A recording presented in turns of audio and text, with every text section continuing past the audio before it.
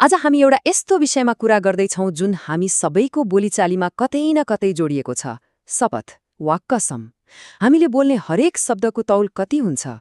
के कसम भन्नु एउटा सामान्य बानी मात्र हो वा यसको कुनै गहिरो अर्थ पनि छ? आउनुहोस् बाइबलको दृष्टिकोणबाट यसलाई बुझ्ने कोसिस गरौँ। ल एकछिन सोचौँ त, भगवान कसम वा आई स्वेयर टु गॉड जस्ता कुराहरू हामी कति धेरै सुन्छौँ, सायद आफै पनि भन्छौँ होला। तर के हामीले कहिले रोकिएर सोचेका छौँ कि यो सामान्य बोलीको हिस्सा मात्रै हो वा यसले परमेश्वरप्रतिको हाम्रो सम्मान र हाम्रो आफ्नै विश्वसनीयताको बारेमा पनि केही भनिरहेको हुन्छ? आजको हाम्रो यात्रामा हामी पहिला कसम खाने हाम्रो सामान्य बानीबाट सुरु गर्नेछौँ। त्यसपछि हामी पुरानो नियममा फर्केर हेर्नेछौँ अनि येशूले दिनुभएको नयाँ शिक्षालाई बुझ्नेछौँ। विभिन्न विद्वानहरूको के धारणा छ त्यो पनि हेर्नेछौँ र अन्तमा यी सबै कुरालाई हाम्रो आजको जीवनमा कसरी लागू गर्न सकिन्छ भनेर कुरा गर्दै यो निष्कर्षमा पुग्नेछौँ कि हाम्रो वचन नै हाम्रो सबैभन्दा ठूलो पहिचान हो। ल सुरु गरौँ हाम्रो पहिलो खण्डबाट, कसम खाने बानी। कसरी परमेश्वरको नाम हाम्रो दैनिक बोलीचालीको एक सामान्य हिस्सा बन्न पुगेको छ, आउनुहोस् यसलाई निहालेर हेरौँ। होइन त, कुनै अचम्मको कुरा देख्दा ओ माई गॉड भन्नुहोस् वा आफ्नो कुरामा जोड दिन कसम यार भन्नुहोस्। हामी कति सजिलै यी शब्दहरू प्रयोग गर्छौँ। धेरै जसो समय हामीले यसबारे सोचेका पनि हुँदैनौँ। यो केवल एउटा भाव व्यक्त गर्ने तरिका मात्रै बनिदिन्छ। तर बाइबलले यसलाई अलि फरक नजरले हेर्छ। यो विषयको जड 10 आज्ञाहरूमध्ये एउटामा छ, जहाँ भनिएको छ परमप्रभु आफ्ना परमेश्वरको नाम व्यर्थमा नलिनु। अब व्यर्थमा लिनु भनेको के हो त? यो भनेको परमेश्वरको नामलाई हल्काफुल्का रूपमा, ख्यालठट्टामा वा अनादर गर्दै प्रयोग गर्नु हो। यसो गर्दा हामीले उहाँको नामसँग जोडिएको पवित्रता र गम्भीरतालाई थाहै नपाई कम गरिरहेका हुन्छौँ। अब अलिकति पछाडि फर्कौँ, पुरानो नियमको समयमा। त्यो बेला शपथ वा कसमलाई कसरी हेरिन्थ्यो? के यो पुरै बन्देज थियो त? आउनुहोस् बुझौँ। पुरानो नियममा शपथ खानु आफैमा पाप थिएन, तर यसलाई एकदमै गम्भीर विषय मानिन्थ्यो। प्रस्थान 20 अध्यायको 7 पदले परमेश्वरको नामको दुरुपयोग गर्नबाट रोक्छ, जुन शपथसँग सिधै जोडेको थियो। लेवी 19 अध्यायको 12 पदले त यसलाई अझै स्पष्ट पार्छ। यहाँ मुख्य समस्या शपथ खानुमा थिएन, तर परमेश्वरको नाममा झुटा शपथ खानुमा थियो। यदि कसैले परमेश्वरको नाममा कसम खायो भने त्यो पूरा गर्नु उसको लागि अनिवार्य हुन्थ्यो। झुटा कसम खानुलाई परमेश्वरकै नामलाई अपमान गर्नु बराबर मानिन्थ्यो। अब कथामा एउटा ठूलो र महत्त्वपूर्ण मोड आउँछ। जब येशू आउनुभयो, उहाँले यो पुरानो नियमको बुझाइलाई एउटा नयाँ उचाइ दिनुभयो। उहाँले सत्यनिष्ठाको मापदण्डलाई कसरी माथि उठाउनुभयो त? मत्ती 5 अध्यायमा येशूले एकदमै स्पष्टसँग भन्नुभयो, कदापि शपथ नखानु। उहाँले स्वर्गको, पृथ्वीको वा आफ्नै शिरको कसम पनि नखानु भन्नुभयो। उहाँको शिक्षाको सार के थियो भने हाम्रो बोली यति धेरै सत्य र विश्वसनीय हुनुपर्छ कि त्यसलाई प्रमाणित गर्न कुनै बाहिरी कसमको सहारा नै चाहिँदैन। त्यसो भए भिन्नता के भयो त?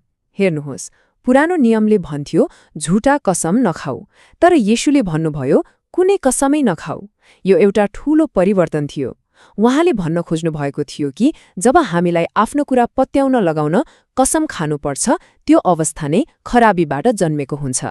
र यसले के देखाउँछ भने येशूले हाम्रो ध्यानलाई शपथ खाने बाहिरी कामबाट हटाएर हाम्रो भित्री चरित्र र सत्यनिष्ठतातिर लगाउनुभयो। उहाँको आह्वान एउटा यस्तो चरित्र बनाउनु थियो जहाँ हाम्रो होको मतलब साँच्चै हो र होइनको मतलब साँच्चै होइन होस्, बिना कुनै थप प्रमाण। तर के येशूको यो आज्ञालाई जस्ताको तस्तै हरेक अवस्थामा लागू गर्नुपर्छ? के अदालतमा सत्य बोल्छु भनेर शपथ लिनु पनि गलत हो? यो प्रश्नले शताब्दीौंदेखि धर्मशास्त्रीहरूबीच बहस चलाएको छ। आउनुहोस् उहाँका केही विचारहरू हेरौँ।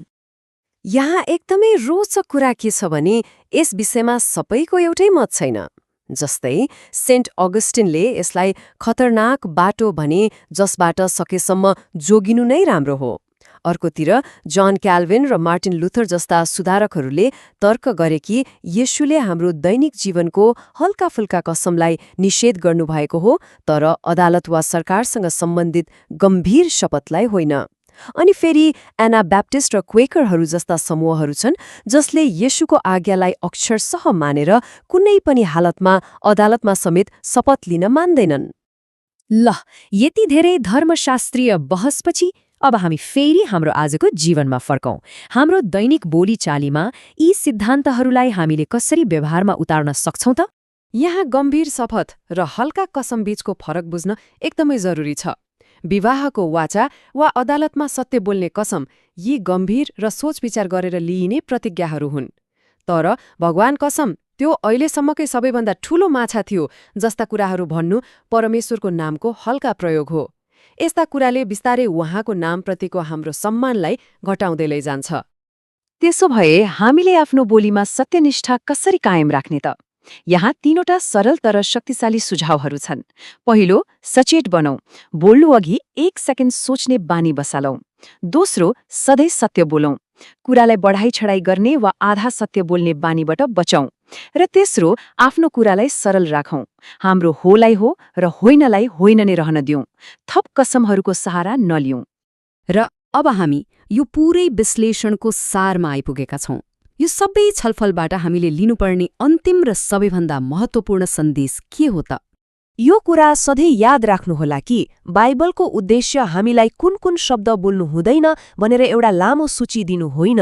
यसको वास्तविक लक्ष्य त एउटा यस्तो चरित्र बनाउनु हो जुन यति धेरै इमान्दार र विश्वासिलो होस् कि त्यसलाई प्रमाणित गर्न कुनै कसमको आवश्यकता नै नपरोस्। याकुबको पुस्तकले यो सम्पूर्ण शिक्षालाई एकदमै सुन्दर तरिकाले सारांशमा बताउँछ। याकुब 5 अध्यायको 12 पदले हामीलाई सम्झाउँछ कि सबैभन्दा महत्त्वपूर्ण कुरा शपथ नखानु हो, ताकि हाम्रो हो साँच्चै होस् र होइन साँच्चै होइन होस्। यो हाम्रो वचनप्रतिको प्रतिबद्धताको अन्तिम परीक्षा हो। अन्तमा एउटा प्रश्नमा विचार गर्दै आजको लागि बिदा लिउँ। हाम्रो दैनिक बोलीचालीले हाम्रो चरित्रबारे वास्तवमा के बताउँछ? के हाम्रो वचन आफैमा यति बलियो छ कि त्यसलाई कुनै शपथको सहारा चाहिँदैन? यो हामी सबैले सोच्नुपर्ने कुरा हो।